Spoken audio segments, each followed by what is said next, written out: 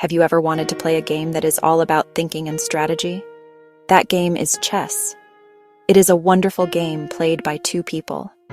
Imagine you are the general of an army. Your job is to lead your soldiers to victory on a special battlefield. This battlefield is the chessboard. The board has 64 squares. The squares are arranged in an 8x8 grid.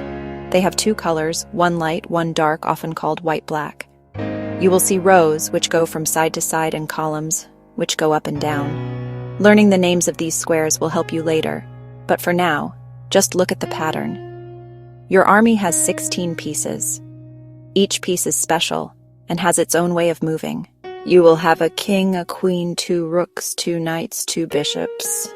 These are your most powerful pieces. Before you can start your grand battle, you must set up the board correctly. It is very important to get this right every single time. First, place the board between you and your opponent. Look at the bottom right corner square for each player.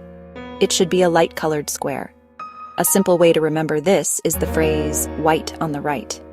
If the square in your bottom right corner is light, you have the board in the correct position. Your rooks, which look like castle towers, go in the 2 corners of the back row. This is the row closest to you. Next to each rook, place a knight, the piece that looks like a horse. Beside each knight, you will place a bishop. Now you have 2 empty squares left in the middle of your back row. These are for the most important pieces of all, your king and queen. The queen always goes on the square that matches her own color. The king then takes the final empty square right next to his queen. The final step is to set up your line of pawns. Let's begin with the rook. The rook moves in straight lines as far as it wants. It can go forward, it can go backward, it can go left, it can go right. Think of it like a castle tower that can see all the way down a straight path. However, the rook cannot jump over any other pieces. Next is the bishop. The bishop moves on the diagonals. One bishop stays on the light-colored squares. The other bishop stays on the dark-colored squares. They work together to cover both colors. Now, for the trickiest piece, the knight. The knight is the only piece that can jump over others. Its move is in the shape of an L. It moves 2 squares in one direction, then 1 square at a right angle. Finally, the king and queen.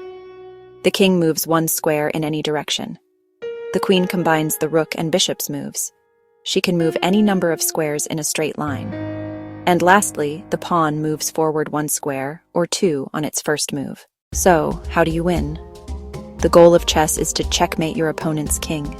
This happens when the king is under attack, which is called check and cannot escape. There are 3 ways to get out of check. You can move the king to a safe square. You can block the attack with another piece, or capture the piece attacking the king.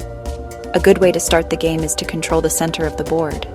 The 4 squares right in the middle are the most important. A very common first move for white is to move the pawn in front of the king forward 2 squares. Black might respond by moving their pawn in front of their king 2 spaces forward as well. Protecting your king is the most important rule of all. A great way to protect your king early is a special move called castling. This is the only move where you can move 2 pieces at once. Castling tucks your king away safely in the corner. The best way to get better is to practice. Today, you can play chess online anytime you want. So go online, set up the board, and make your first move. The exciting world of chess is waiting for you.